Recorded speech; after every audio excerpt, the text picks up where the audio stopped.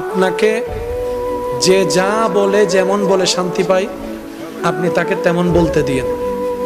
তার বলাটা শুনে মুখ গুমরা করবেন না, হাসবেন, শুধু হাসবেন। যদি জিজ্ঞেস করে আমি তোরে বকলাম, বকা দিলাম, মন্দ বললাম, তুই হাসলি কেন, আপনি শুধু এতটুকু বলবেন, এই অশান্তিময় পৃথিবীতে কেউ কারো শান্তি এনে দিতে পারে না।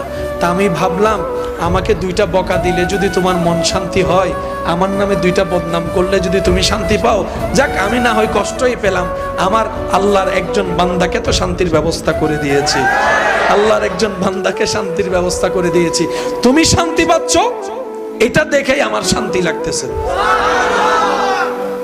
মনে থাকবে ইনশাআল্লাহ। একটু কঠিন, কিন্তু বিশ্বাস করেন উত্তর দেওয়ার চাইতে বড় মজা হচ্ছে চুপ করে থাকা। প্রতিশোধ নেওয়ার চাইতে বড় মজা হচ্ছে ক্ষমা করে দেওয়া। একবার করে দেখেন, শয়তান করতে দিবে না, এটা সত্য। কারণ এগুলা করলে তো আপনি রহমত পাবেন, শয়তান তো এটা চায় না। শয়তান চায় কি জানেন? কেউ একটা বললে আর বান্ডারত কি হম আছে না, 3 হলো। আচ্ছা, ঝগড়া করে এই পর্যন্ত কোনো সমাধান হইতে দেখছেন?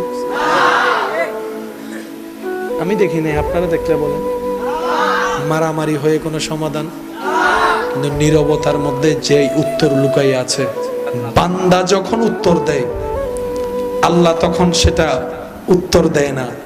আর বান্দা যখন রবের হুকুমের অপেক্ষা করে ধৈর্য ধরে চুপ করে থাকে, আল্লাহ সময় মতো ফেরেশতা দিয়ে উত্তর দিয়ে দেয়।